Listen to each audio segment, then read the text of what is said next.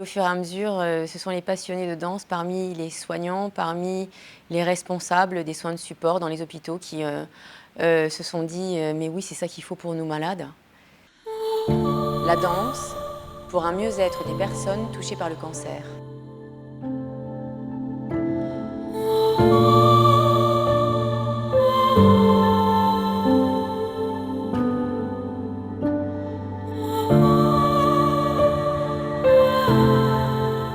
Les hôpitaux, ils ont ouvert leurs bras à partir du moment où ils ont vu mon engouement.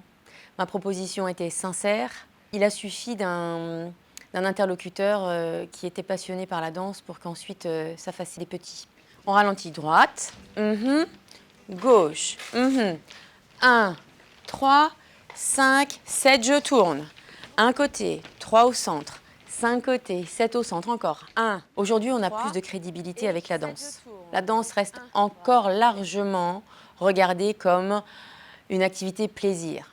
C'est vrai, sauf que on fait de la danse adaptée. Et dans les soins de support, en cancérologie, il y a de l'activité physique adaptée. Nous y sommes apparentés. Si bien que on a beaucoup plus de crédibilité et on arrive davantage à ouvrir des portes pour intégrer le panel de soins de support des hôpitaux. Néanmoins, on a encore beaucoup à prouver. On aimerait beaucoup pouvoir avoir une étude d'impact qui étudie très précisément les bienfaits de notre action. Non, c'est pas Jacadi, c'est 1, 2, 3 soleil. Au moment où je me retourne, tout le monde a le sourire. Je suis beaucoup dans l'échange avec les oncologues, avec les infirmières d'annonce. C'est possible d'enchaîner comme ça ? Avec tout ce personnel qui est en relation avec les bénéficiaires des cours que nous donnons. Si bien que j'ai cette possibilité d'avoir des retours encore différents de personnes qui sont dans le soin médical. C'est pas n'importe qui, ce sont des oncologues, ce sont des infirmières. C'est pas uniquement le bénéficiaire lui-même qui va me dire c'est génial, je me sens tellement mieux, même si ça fait toute la différence de se dire que au moins entre à l'arrivée du cours et à la sortie du cours, il s'est passé quelque chose d'incroyable, même ça a perduré dans le temps. Quand un oncologue vient vous dire vous, prof de danse adaptée, vous faites des miracles, ça n'a pas le même poids.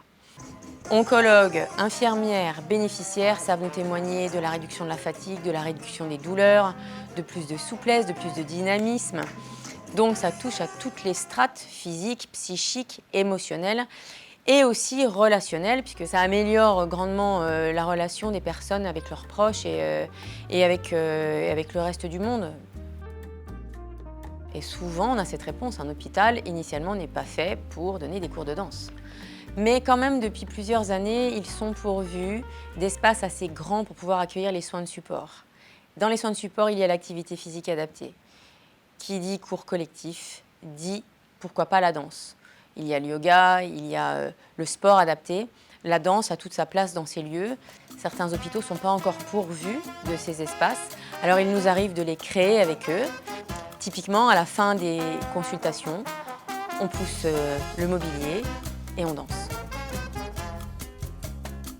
Si j'avais une baguette magique, je donnerais plus de temps aux oncologues pour qu'ils aient la possibilité de donner l'information sur les soins de support à leurs patients.